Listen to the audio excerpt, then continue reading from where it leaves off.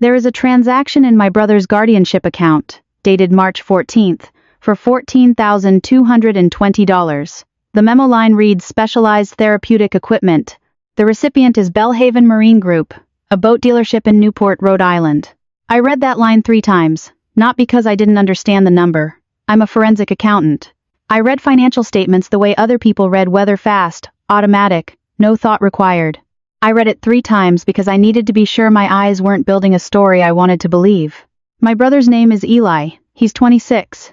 He has cerebral palsy from a car accident when he was 9. A truck ran a red light at Ash and 9th and hit the side of the car where he was sitting. He received a settlement, $2.3 million, placed into a court-supervised guardianship account to fund his care for the rest of his life. Therapy, equipment, a decent place to live. The sole signatory on that account is my stepfather.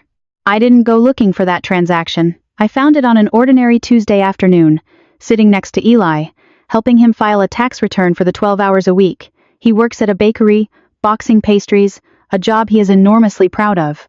I opened the tax software on his laptop. I needed a total annual income figure to reconcile against his W-2, and while I scrolled through the linked transaction history to confirm the number, I saw it. $14,220. Belhaven Marine Group. I didn't say anything. I didn't ask Eli. If he knew anything, he didn't. He didn't need to. He was eating stale cookies from a bag and asking me when he'd get his refund. I smiled at him. I told him I'd double-check the numbers for him. My voice didn't change. My hand stayed flat on the keyboard for about 3 seconds before I kept typing. I had spent 6 years not looking closely at those numbers. 6 years reminding myself that my stepfather was the man who drove us to the hospital every day for 8 months of rehab. The man who sat by Eli's bed at 2 in the morning when the muscle spasms wouldn't stop. The man who, in every family photo, stands directly behind Eli with one hand on his shoulder, like a promise. I had trusted that promise long enough to never ask the one question I, of all people, should have asked first. Who's checking the numbers? Nobody. Our county's guardianship court processes over 4,000 cases a year with 9 judges. A guardian's annual financial report gets filed, stamped, filed away. Nobody reads it closely. Nobody has time to read it closely. I know this not because I guessed. I know it because it's literally my job, tracing money for other families, other guardianship accounts. I trace it for strangers, every single day. I had never once traced it for my own brother. Until that Tuesday. I closed the office door after I drove Eli home. I opened a blank spreadsheet. I named the file a string of random numbers, not a family name professional habit. Don't leave an easy trail. I typed the first row, date, amount, recipient, original memo. I didn't know yet that this row would lead me to a total far larger than $14,000, or to 2 other names, in 2 other states, that my stepfather had once been legally responsible for, long before he ever walked into our lives. This is what I did with that transaction. My name doesn't matter for this story. What matters is what I do for a living, because the whole shape of what happened next comes out of that. I audit guardianship and conservatorship accounts for a living cases where courts appoint someone to manage the money and care of a person who can't fully manage it themselves. I get called in when a family suspects something is wrong, or when a judge orders an independent review, or when an adult protective services investigator needs someone who can read a bank statement the way a surgeon reads an X-ray. I find the gap between what was reported and what actually happened. That gap is where people hide. James came into our lives when I was 17 and Eli was 12. 3 years after the accident. Our biological father had left when Eli's care became more than he wanted to carry. He sent birthday cards for a while, then didn't. James was different. James showed up. He learned how to transfer Eli from a wheelchair to a car seat without hurting him. He learned the names of Eli's physical therapists before he learned some of our extended family's names. At my mother's wedding to him, Eli was the ring bearer, rolling down the aisle in his chair with a pillow taped to his lap, and James knelt down to take the rings from him at Eli's eye level, not standing over him. I remember thinking, this is what safe looks like. When Eli turned 18, the court transferred full legal guardianship of his person and his settlement estate to James. My mother co-petitioned but stepped back from the financial side almost immediately. She said numbers made her anxious, and James was better at that sort of thing. The court approved it in 11 minutes. I know because I looked up the hearing transcript 6 years later, in a courthouse 3 counties over, standing at a public terminal with my coat still on. For 6 years, James filed an annual accounting with the guardianship court. I never read one. I told myself I trusted him. The truer sentence is that I was afraid of what I'd find if I looked, and more afraid of what would happen to Eli if I found it and acted on it. Guardianship cases can be reopened for cause, but reopening one is not clean. It can mean months of uncertainty about who has legal authority to consent to Eli's medical care, where he lives, who can visit him. I told myself silence was protection. I have had to sit with the fact that it was also convenience, dressed up as love. The spreadsheet grew slowly, and then it grew fast. I pulled 3 years of statements using my professional access to the public guardianship docket. Annual accountings are public record in our state, filed with receipts attached, though almost nobody ever requests them. I requested them under my own name, as any citizen can. The clerk who handed me the folder was maybe 23, badge that said trainee, and she asked, not unkindly, "You family?" I said yes. She said, "Most people who ask for these are lawyers." I didn't correct her. The first pattern I found was a line item called Care Management Fee, billed monthly, $450, paid to a company called Corrigan Family Advocacy LLC. I looked up the LLC. It had one member, James. He was paying himself $450 a month, every month, for 3 years, to manage a guardianship he was already legally required to manage as the guardian. $16,200, self-directed, self-approved, filed under a line the court had never once flagged. That number sat in my chest for 2 days before I let myself feel anything about it. I made dinner. I answered emails for other clients, other people's stolen money, and I did not let myself think about the shape of my own family while I did it. I want to describe one of those 2 days, because I think it matters that I didn't fall apart in some cinematic way. On the second evening, after I closed the laptop, I went out to my small backyard and watered the tomato plants I'd put in that spring, 3 of them, staked with cheap bamboo poles I'd bought at a hardware store. Still not sure if I actually knew how to keep anything alive that I'd planted myself. It was not a scene that belonged to the case in any way. Nobody in this story would ever know I did it. I checked the soil with 2 fingers the way a neighbor had taught me, added water only where it was dry, and stood there in the last of the light for longer than the task required. I don't fully know why I needed to do that. I think some part of me needed to prove, to no one, that I could still tend something small and keep it alive properly, on schedule, with nothing skimmed off the top. The second pattern was worse. 18 months earlier, Eli had been moved from Cedar Grove, an assisted living facility with a physical therapy pool, and a staff-to-resident ratio, my professional eye recognized as generous, to a facility called Union Pines, 40 minutes further from where I live, with half the staff and none of the aquatic therapy Eli's neurologist had specifically prescribed. The move was explained to me, at the time, as being closer to James's new office. The guardianship reports showed the monthly cost of Eli's care dropping by $1,100 a month after the move. I called Eli that week, not about any of this.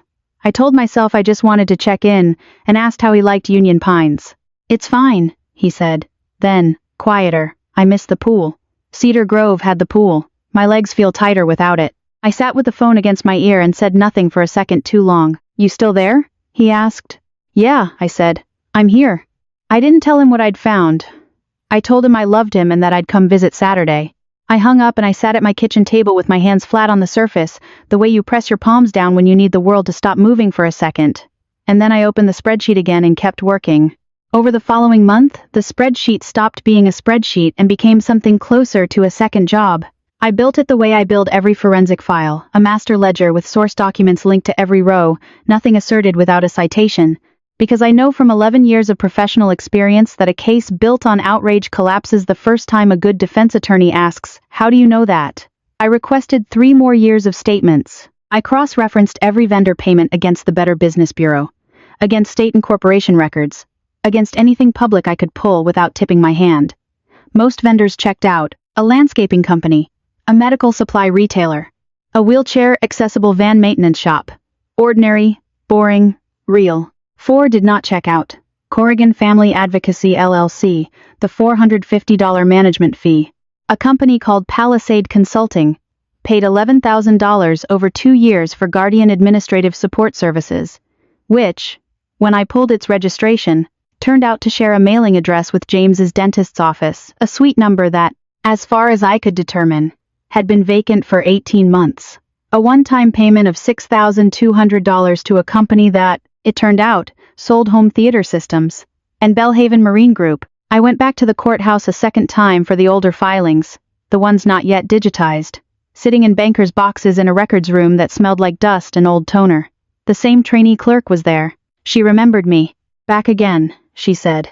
Not quite a question. "Back again," I said.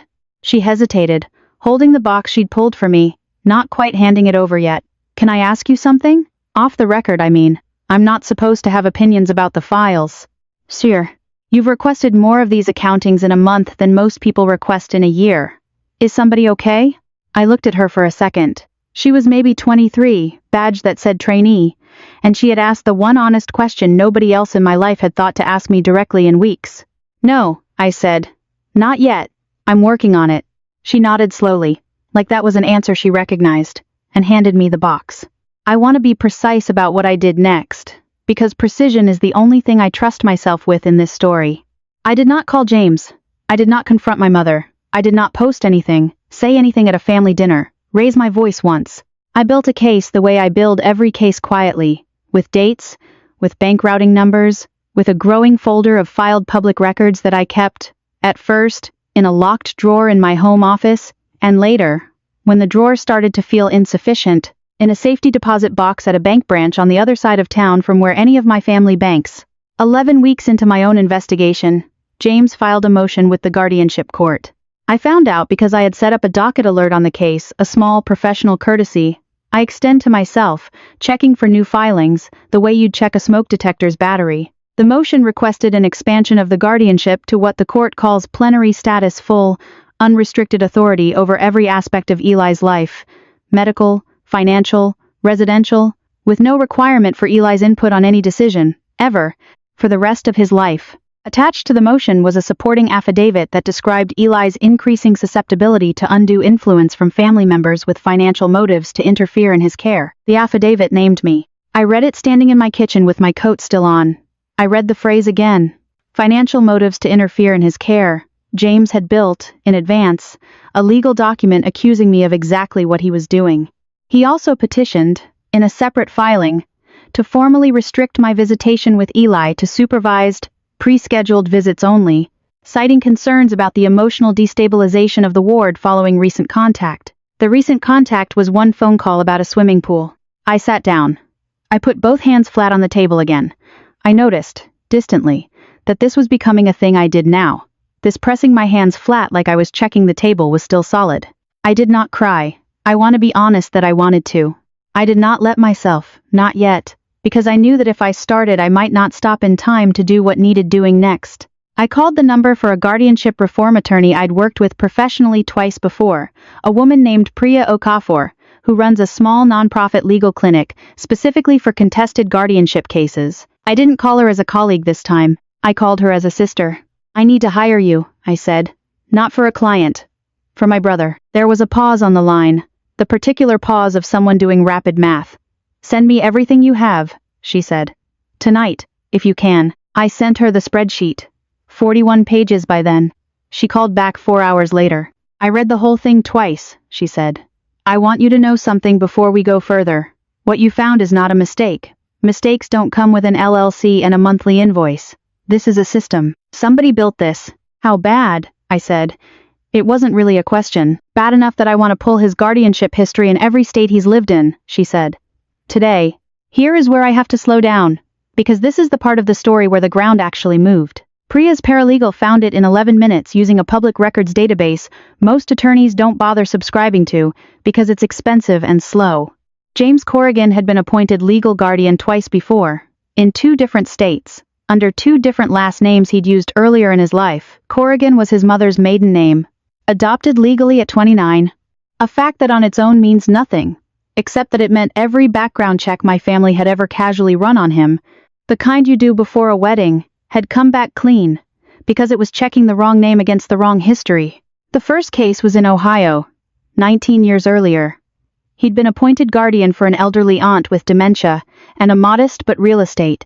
The guardianship ended when the aunt died 14 months into it, in a facility with a documented history of understaffing complaints. Her estate, worth roughly $200,000 at the start of the guardianship, was worth $11,000 by the time it was settled. The second case was in Nevada, 11 years earlier. Guardian for a young man in his 20s with a traumatic brain injury from a workplace accident, settlement of just under $1 million. That guardianship was terminated after 4 years not because anyone caught anything, but because the ward's biological mother, after years of trying, successfully petitioned to have guardianship transferred to her. The court file included a single line, buried in a hearing transcript, from the mother's attorney. The estate has been substantially depleted through fees and expenses that appear disproportionate to the level of care provided. Nobody followed up on that sentence. It just sat there, in a file, for 11 years, waiting. I read all of this at 11 at night, sitting on my kitchen floor with my back against the cabinets because at some point I had stopped being able to sit in a chair like a person who was fine. Priya was still on the phone. I remember the exact words I said to her, because I wrote them down 5 minutes later in a note on my phone, the way I write down anything I know I'll need to remember precisely. "He's done this before," I said. "This isn't a bad decision. This is a career." "I think so too," Priya said. Her voice had gone very level, the voice of someone who has learned to be calm specifically so the person she's talking to doesn't have to be. "I want to say something else, and I need you to hear it as information, not as an accusation against you. Somebody in your family may have known parts of this." I didn't answer right away. "My mother," I said finally. "I don't know that," Priya said. "I'm saying it's worth looking at." I stayed on the kitchen floor a long time after we hung up. I thought about the young man in Nevada, the one with the traumatic brain injury, the one whose mother had spent 4 years fighting to get her own son back from a man who had, on paper, more legal right to him than she did. I wondered what he was doing now, whether he knew how close he'd come to being a paragraph in a stranger's spreadsheet decades later, evidence in a case for a brother he'd never met. I wondered about the aunt in Ohio, whether anyone had sat with her in that final year, whether the understaffing complaints meant she had spent some nights alone in a room, waiting for someone who wasn't coming, while somewhere else a modest inheritance quietly thinned. I did not sleep that night. I lay in the dark doing the kind of math I do for a living, except this time the numbers had a face. $200,000 down to $11,000. A near million estate depleted enough that a stranger's attorney used the word disproportionate in a transcript 11 years ago, and nobody followed the thread. And now, Eli, 26, $450 a month, a boat dealership, a cheaper facility, a pool he missed. I understood, somewhere around 3 in the morning, that I was not looking at a man who had made one bad choice under financial pressure. I was looking at a pattern with a start date before I was born, a method refined across 3 states and 2 names, and a mechanism legal guardianship chosen specifically because it comes wrapped in exactly the kind of trust that makes people stop asking questions. You don't audit the man who cries at his stepson's graduation. You don't request the accounting of the man who kneels down to be at eye level with a kid in a wheelchair. That's the whole design of it. The tenderness isn't separate from the theft. The tenderness is the cover for it. I looked at it 3 days later, at my mother's kitchen table, over coffee I didn't drink. I hadn't told her anything yet, not the motion, not Ohio, not Nevada. I told her I wanted to talk about Eli's care, generally, the way you'd bring up any family topic. I watched her hands while I talked. My mother has a tell she doesn't know she has. When she's uncomfortable, she straightens things that are already straight. She squared the edge of a placemat that was already square. She did it twice before I'd finished my second sentence. "Did you know James pays himself a management fee from Eli's account?" I asked. She didn't look up. "That's normal for guardians. It's allowed. $450 a month, on top of his salary, for a job he was already legally required to do for free?" "I don't get involved in the financial side," she said. "You know that. Numbers make me anxious." "Mom." I waited until she looked at me. "Did you know he moved Eli to a cheaper facility to free up money?" Her jaw did something small and controlled. "He said it was closer to his office. It's 40 minutes further from where I live, and 35 minutes further from where you live. It's not closer to anything except his convenience." She was quiet for a moment. Then she said the thing I will remember for the rest of my life. Not because it was cruel, but because it was true. And she said it without meeting my eyes. "We were able to keep the lake house because of some of the money he saved on Eli's care last year," she said. "I didn't ask him how. I just noticed we could afford it this time." I sat very still. I did not say anything for what felt like a long time. Outside, a lawnmower started somewhere down the street, an ordinary Saturday sound, and I remember being angry at it, at the sheer normalcy of it continuing while something in me was quietly ending. "You knew enough to notice," I said. "You just didn't want to know the rest." She started crying then, the kind of crying that comes from being caught rather than from grief, And I want to be honest that some small, tired part of me almost reached for her hand anyway, out of 11 years of habit. I didn't. I sat with my hands in my lap and let her cry, and when she was done, I told her what I'd found in Ohio and Nevada, in a voice I kept as flat and even as I could manage, because I needed her to hear the facts before she could retreat into the feeling of being accused. She didn't say much after that. She said, "I don't know what to do with this," which is, I've come to think, one of the most honest and least useful sentences a person can say. I want to go back for a moment to something I haven't told you yet, because I think it explains more about why I stayed quiet for 6 years than anything else in this story. When I was 19, home from college for winter break, I sat in the passenger seat of James's truck while he drove me to the pharmacy to pick up one of Eli's prescriptions, a medication that, at the time, our insurance only partially covered, leaving a gap James paid out of pocket without ever mentioning it, without ever making it a thing. We sat at a red light on Ash and 9th, the same intersection, and I remember him looking at it a beat too long before the light changed. "You know, I think about that intersection every time," he said. "Every single time I drive through it." "You weren't even there," I said. "You didn't even know us yet." "Doesn't matter," he said. "I think about what it must have been like. For your mom, for you." He glanced at me. For him. I didn't say anything. I was 19 and grateful and had no reason yet to hear anything underneath the sentence. "I used to tell people I chose this family," he said, pulling forward when the light changed. "That's not really true. The truth is your brother chose me. The day he let me lift him out of that chair without flinching, that's the day I knew I was staying, no matter what it took." I have turned that sentence over more times than I can count since finding the spreadsheet. No matter what it took. At 19 I heard devotion. At 32, sitting in my kitchen with a folder of bank statements, I heard something else in it. Something closer to a man describing an investment horizon. This is the part of the story I find hardest to say cleanly, so I'll say it as plainly as I can. James was not cruel to Eli in any of the ways you'd recognize immediately. He was not unkind in front of us. He learned Eli's physical therapy exercises well enough to help him with them on weekends. He remembered Eli's favorite baseball team and took him to 2 games a year. If you had asked me, any year before that Tuesday in the tax software, whether James loved my brother, I would have said yes without hesitation, and some complicated, unresolved part of me still isn't fully sure I was wrong. What I've had to learn to hold, and what I think this story is actually about underneath the numbers, is that a person can perform real tenderness in the small daily moments and still, methodically, in the larger architecture of a life, be extracting value from the person they're tender to. Those two things are not opposites. They can live in the same man, at the same dinner table, on the same Tuesday. That's what makes it so hard to see. That's what let it run for 6 years in a house I visited every week. There is a version of this story where I go straight to James after that conversation, where I stand in his kitchen and say every furious thing I've been building toward for 6 years. I want to tell you I considered it.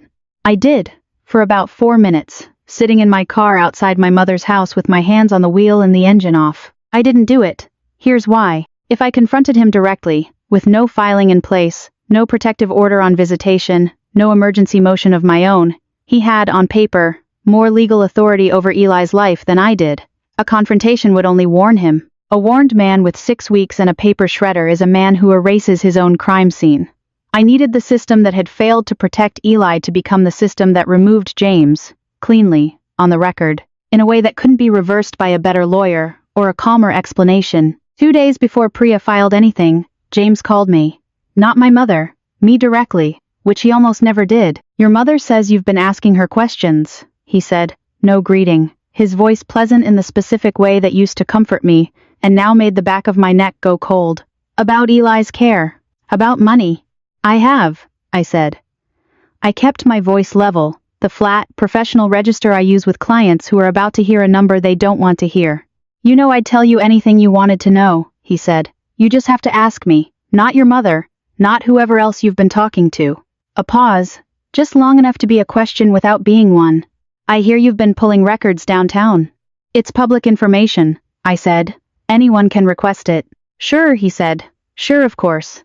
Another pause. Then, in the same warm, reasonable voice he'd used to explain a dosage schedule to a nurse, "I just want you to think about what happens to Eli if this turns into something ugly. Courts move slow. Placements get frozen during disputes. He could end up somewhere temporary, somewhere neither of us picked while lawyers argue. Is that really what you want for him? Over some paperwork?" I sat with the phone against my ear, and said nothing for 3 full seconds, long enough that he said, "Hello?" once. Checking the line hadn't dropped. "I'm here," I said. "I'm just saying," he said. "Family should handle family things as family, not turn it into a case. I want to tell you I had a devastating line ready for him in that moment. I didn't. I said, "I have to go, James," and hung up, and sat at my kitchen table with my hands flat on the surface again. That same gesture, because some part of my body had apparently decided this was now how I processed fear. What he didn't know, in that call, is that I wrote down everything he'd said the moment we hung up, time-stamped, word for word as close as memory allowed, because a threat wrapped in concern for the very person being harmed is, in my professional experience, one of the most reliable tells there is. I sent the notes to Priya that night. She wrote back one line. "This is good. This is exactly the kind of thing a judge needs to hear him say in his own words, even secondhand. File tomorrow." So instead, on a Thursday morning in April, Priya filed an emergency petition to suspend James's guardianship pending investigation, supported by my 41-page accounting, the Ohio and Nevada records, and a request that the court immediately appoint a neutral court visitor to interview Eli alone. We also, separately, filed a report with Adult Protective Services, because financial exploitation of a vulnerable adult is not just a civil matter here, it's a crime, and APS has investigators who can move faster than a civil docket. I want to describe the moment I hit send on the email attaching everything to Priya, because it is the only moment in this whole story I let myself slow all the way down for. I sat at my desk. My laptop screen showed the email drafted, subject line, "Emergency Petition Supporting Documentation," 41 pages and 3 exhibits attached, cursor blinking in the body of the message where I'd written one line. "This is everything. Please file first thing tomorrow." My finger hovered over the trackpad. I could hear the refrigerator humming in the next room, a sound I don't normally notice, noticing it now the way you notice your own heartbeat when you're checking if it's still there. I thought about the ring-bearer pillow taped to Eli's lap. I thought about the pool at Cedar Grove, and his legs feeling tighter without it. I clicked send. The little swoosh sound the email made felt, absurdly, too small for what it was doing. I sat there another full minute before I closed the laptop, because some part of me needed to confirm that nothing in the room had actually changed, that the ceiling was still the ceiling, before I could stand up and go make dinner like a person whose evening was ordinary. James did not know, yet, that any of this existed. He was, at that exact time, finalizing the guest list for a gala. I should explain the gala, because it matters more than it sounds like it should. James had built, over the years, a second identity in our community, the devoted stepfather of a disabled young man, a man who understood what families like ours needed. He ran, through Corrigan Family Advocacy LLC, an annual charity fundraiser called the Bright Path Gala, raising money, ostensibly, for local families with disabled children who couldn't afford adaptive equipment insurance wouldn't cover. It was, by every visible measure, a beautiful thing. Local business leaders attended. A state senator had spoken at it 2 years running. James gave a speech every year, and every year it included some version of the same line, delivered with practiced warmth. I didn't choose this life, but I chose to show up for it every single day. I had attended twice, years ago, before I started paying attention. I remembered standing near the dessert table while he gave that speech and feeling, genuinely, proud to know him. The gala that year was scheduled for the second Saturday in May. 3 weeks after we filed the emergency petition, Priya called me on a Tuesday with an update. "The court visitor interviewed Eli alone yesterday," she said. "I can't share everything, but I can tell you the visitor's initial report flags significant concerns. The judge has set an emergency hearing for the Monday after the gala." "After," I repeated. "Courts don't reschedule around galas," Priya said, and I could hear something close to a smile in it, tired and grim. "But I'll tell you what I do know. APS opened a formal investigation Thursday, and investigations like this don't always wait quietly for a court date." I didn't understand what she meant by that until the Saturday of the gala itself. I want to tell you about the days leading up to it because they were not dramatic, and I think that matters. I visited Eli twice that week, both times supervised. Per the temporary order the court had put in place pending the hearing, a detail that still makes something in my chest tighten, that I needed permission to sit with my own brother. The second visit, we sat outside on a bench near the facility's small garden, and Eli, who had no idea what was moving underneath his life at that moment, was mostly interested in telling me about a customer at the bakery who'd tried to argue that a croissant was defective because it had too many layers. I told him croissants are supposed to have layers, Eli said, delighted with himself. He didn't have a comeback for that. I laughed. Actually laughed. The first real laugh I'd had in weeks. He was wearing a bracelet he'd made in an art therapy class years ago. Small wooden and glass beads on a stretch cord. Faded now. One bead cracked down the middle. He'd worn it every day since he made it. I don't think he remembers exactly why he chose those colors, blue and a kind of dull orange, but I remember, because I was there the day he made it, age 14, tongue between his teeth in concentration, telling me it was going to be the best bracelet in the whole building. Still wearing that thing, I said. It's my favorite one, he said, like it was obvious. You gave me the string. I hadn't remembered that part. I did after he said it. I did not tell him what was happening. Priya had advised against it. Gently, not because Eli couldn't understand, but because the court visitor's process needed his answers to be his own, uninfluenced by knowing his sister was building a case. I hated keeping it from him. I sat on that bench and let him talk about croissants and felt the particular loneliness of protecting someone by not telling them the truth, the same loneliness that had kept me quiet for 6 years, except this time it had an ending date. The gala was held at a hotel ballroom downtown, the kind of room with a chandelier too large for its own good and round tables, draped in white cloth, name cards, a silent auction along one wall with baskets of gift certificates and framed local art. I was not invited that year. James had, without ever saying so directly, stopped inviting me to family-facing events since I'd started asking questions about the facility transfer. My mother went. She told me later she almost didn't, and that she spent most of the drive there with both hands gripping the wheel at 10 and 2. The way you drive, when you're not sure you trust your own reflexes. I was not there. I want to be honest about that, because I think there's a version of this story people expect where I walk in myself, evidence in hand, and confront him under the chandelier. That's not what happened, and I think what actually happened is more true to how these things go. What happened is this. At 8:40 that evening, 20 minutes before James was scheduled to give his usual closing speech, 2 investigators from Adult Protective Services, accompanied by a sheriff's deputy, arrived at the hotel. Not for a dramatic public arrest, nothing so clean. They asked the event coordinator, quietly, for a private room, and asked that James Corrigan be brought to it. My mother texted me at 8:52. 4 words. They're here. It's happening.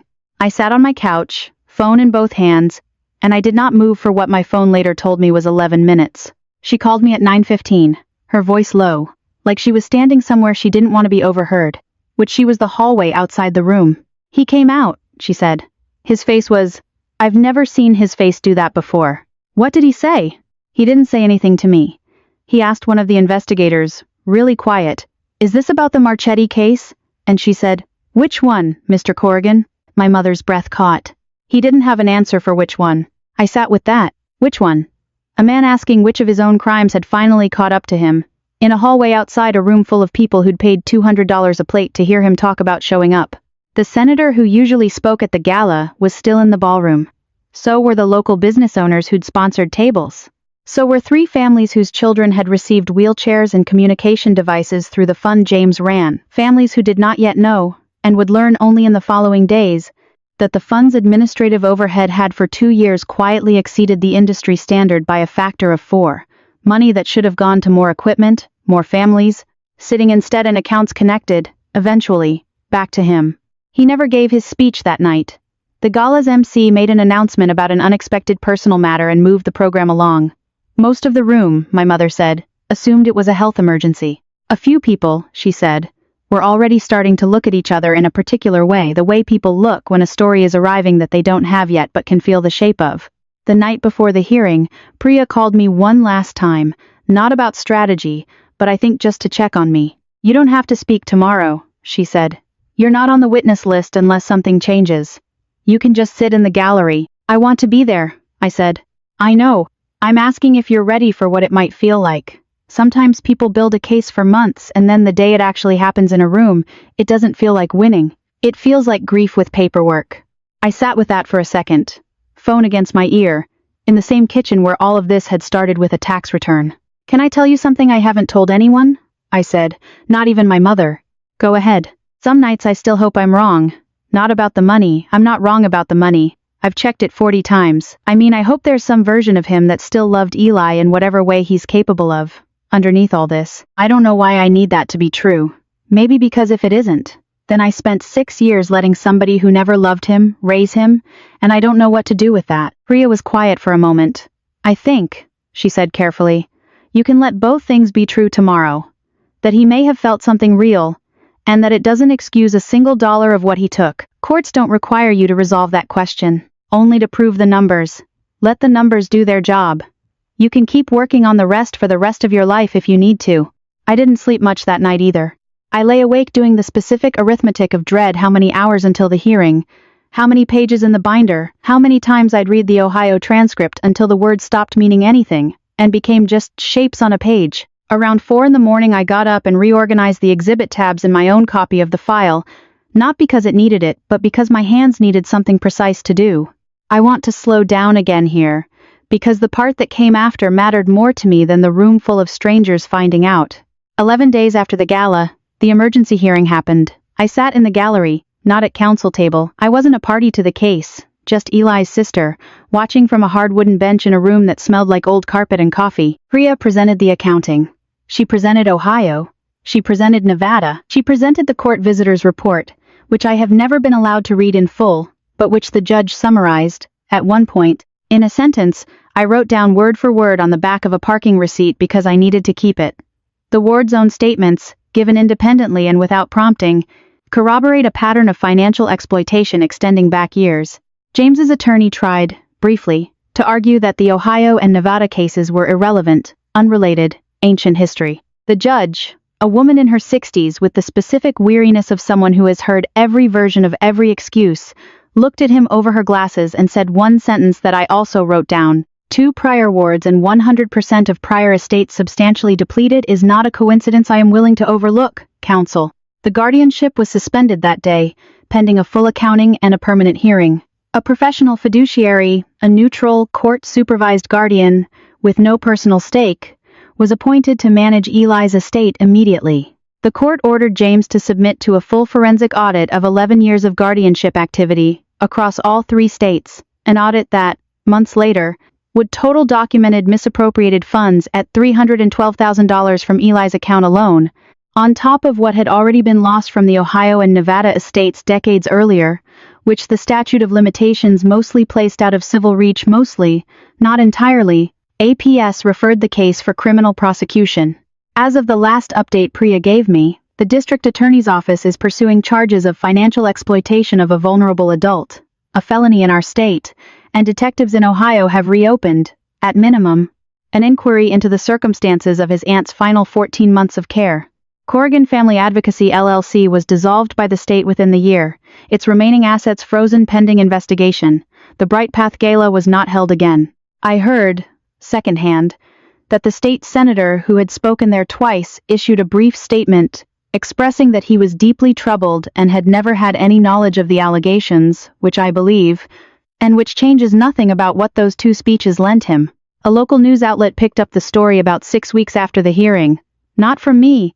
I never spoke to a reporter, but from the public court filings themselves, which are exactly that, public.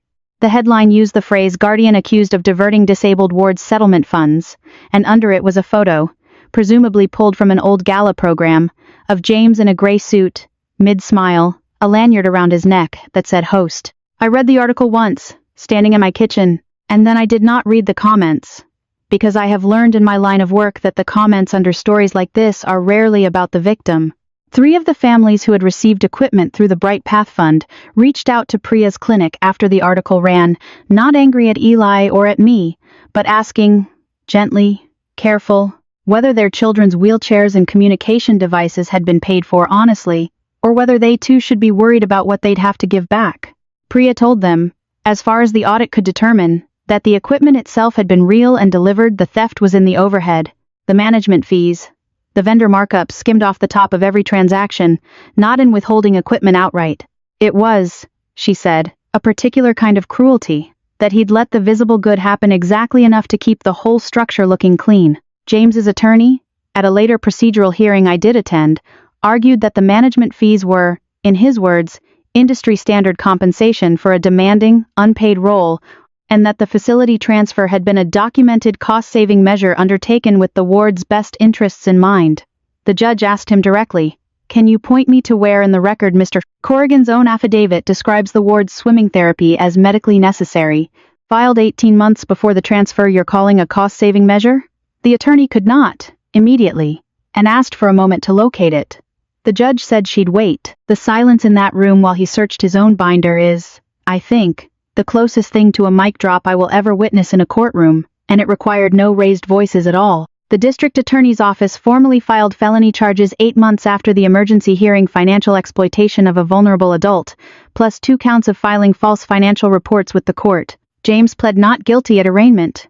As of the writing of this, the case is still moving through the system, slowly, the way these cases do, and I've made a kind of peace with the fact that whatever sentence eventually lands may feel, on the day it lands, both entirely deserved and somehow still not large enough to match what 6 years and 3 states actually cost. I did not go to any further hearings after the first one, beyond the procedural hearing I mentioned.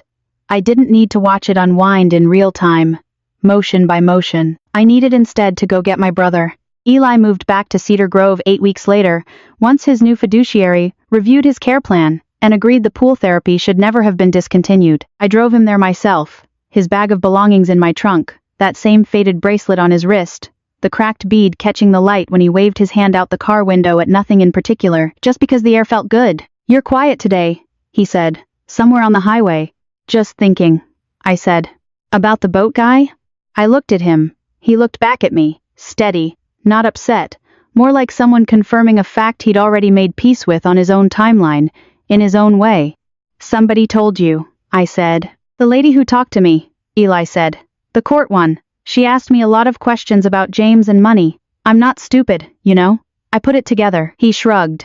A small, economical movement. I liked Cedar Grove better anyway. I told her that too. I didn't say anything for a second. The road noise filled the space. I'm sorry I didn't tell you sooner, I said finally. You're telling me now, Eli said. Like that settled it.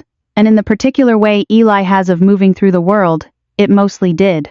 We got to Cedar Grove a little after 2 in the afternoon. The staff at the front desk remembered him one of the aides, a woman named Corinne who'd worked there for 9 years and had a photo of her own kids taped inside her badge holder, came around the counter and hugged him before either of us had finished signing the intake paperwork. We kept your room number if you wanted it, Corinne told him. Well, not the exact same room, but same wing, same view of the courtyard. Does the pool schedule still have Tuesdays and Thursdays? Eli asked, already halfway to being more interested in that than in me or the paperwork or anything else in the room. Tuesdays, Thursdays, and now Saturday mornings too, Corinne said. We added a session. Eli looked at me like this was the actual headline of the day, more significant than any court filing. And honestly, watching his face, I couldn't argue with him.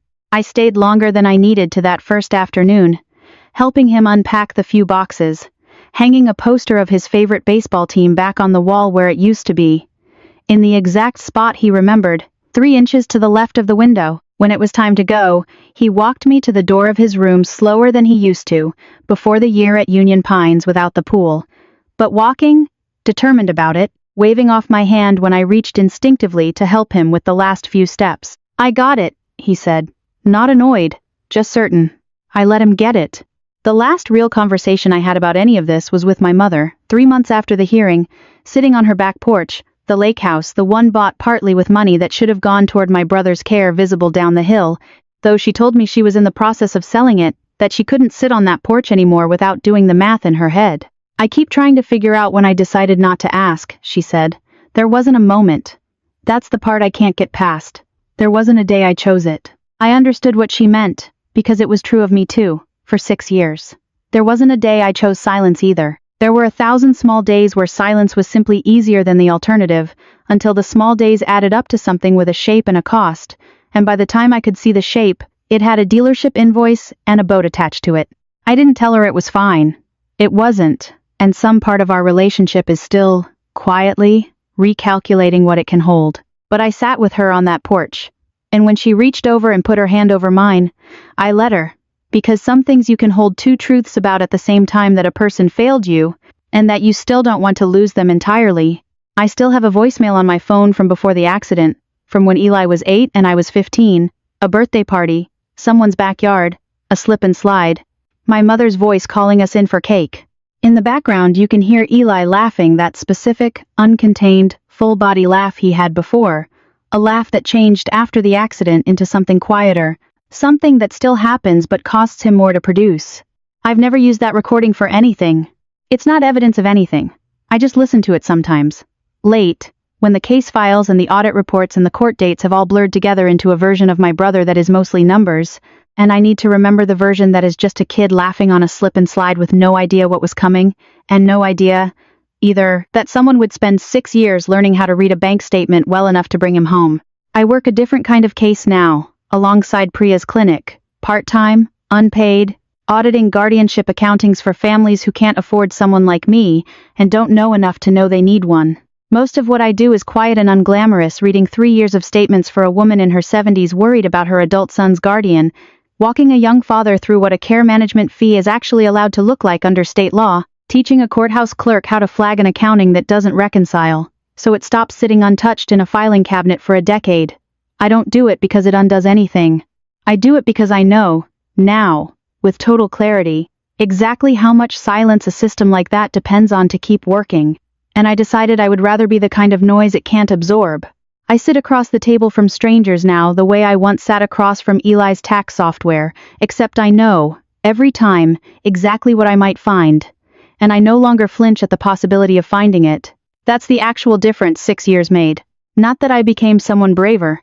I became someone who stopped being surprised that people who love you can also, in some separate compartment of themselves, be quietly taking from you, and who decided that knowing that doesn't mean stopping the looking. It means looking sooner. Eli still works at the bakery. He still wears the bracelet, one bead permanently cracked, refusing every offer I've made to fix it or replace it. It's not broken, he told me once. Mildly annoyed I'd even suggested it. It's just old. Old things get marks. Doesn't mean you throw them out. I think about that sentence more than I probably should. A ledger doesn't lie. People lie. A ledger just sits there, patient, waiting for someone to finally be willing to read it all the way through. I spent 6 years afraid of what mine would say. I'm not afraid of it anymore. I read every line now, in every account I'm asked to look at, all the way to the bottom, because I know now exactly what can be hiding in the line you didn't check, and exactly what it costs the person you love most if you never do.